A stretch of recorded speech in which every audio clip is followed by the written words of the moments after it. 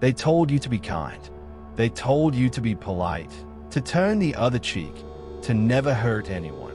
But what they never mentioned was the price you pay for being too nice. In the real world, relentless niceness isn't a virtue.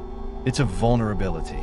It paints you as a soft target and signals to manipulators, opportunists, and silent predators that you can be easily taken advantage of. Machiavelli, with his cold, cunning honesty, would have scoffed at the notion of unyielding kindness. He believed that if you always yield, if you constantly offer your compassion without boundaries, you invite others to control your destiny. In his view, nice guys don't just finish last, they get eaten alive. Consider this. If you crave constant approval and adjust yourself to fit others' expectations, you lose a part of who you truly are. When you continuously change to please, you become a mirror reflecting their desires rather than your own authentic will.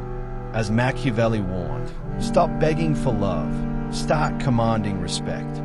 The very notion that you must be liked makes you predictable and easy to exploit.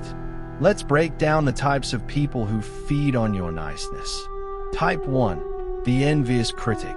These individuals resent your personal growth. When you begin to evolve and transform, their casual compliments turn into biting jests. They dismiss your progress with sarcastic remarks like "you're too good for us now." Their words are less about humor and more about their deep fear of being left behind. They want you to stay small, manageable, and controllable because your transformation threatens their stagnant comfort. Type 2. The Opportunistic Dependent.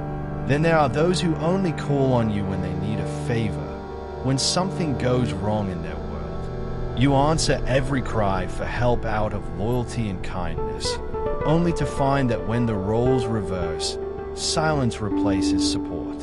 This isn't friendship, it's dependency disguised as care.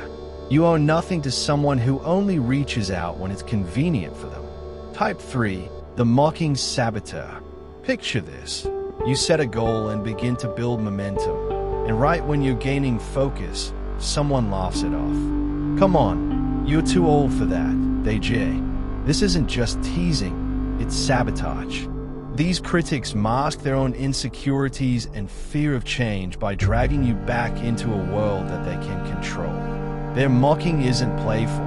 It's a calculated effort to keep you from ever realizing your full potential. Type 4. The Secret Rival.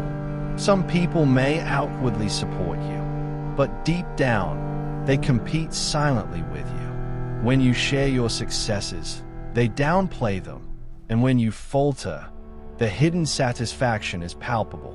Their friendship is less about genuine connection and more about a relentless, quiet rivalry.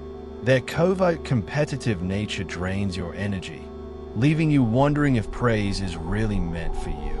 Type 5. The Monologue Master.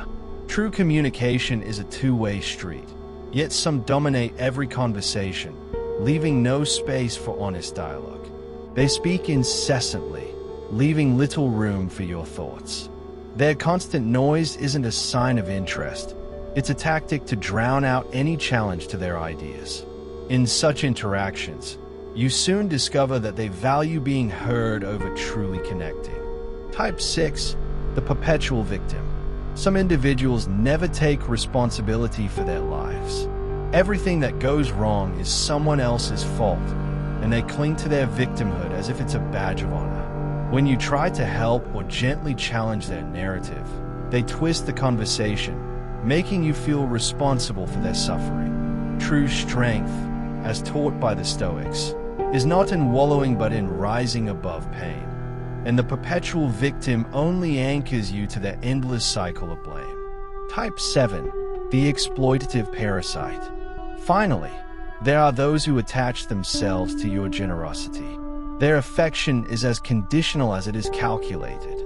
They idealize you when they need something, then devalue you once you stop being useful. Over time, what began as flattering attention turns into a systematic drain on your resources, emotional, mental, or even financial. Their parasitic nature is a stark reminder that kindness without boundaries is not love, it's self-sabotage. Machiavelli warned, if you want to win, stop begging for love and start commanding respect. The harsh truth is that the world doesn't reward endless niceness. It rewards strength, clarity, and the audacity to stand firm against exploitation. Kindness is not inherently wrong, but without limits, it transforms from a gentle virtue into a dangerous liability. If you recognize these signs in your own relationships, it's time to reclaim your power. Protect your peace by setting boundaries and distancing yourself from those who drain you. Maintain your dignity through silent strength. Allow your actions, not your words, to speak for your worth.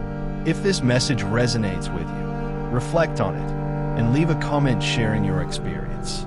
Subscribe for more insights on taking control of your destiny, not by compromising your true self, but by standing firm in your authenticity.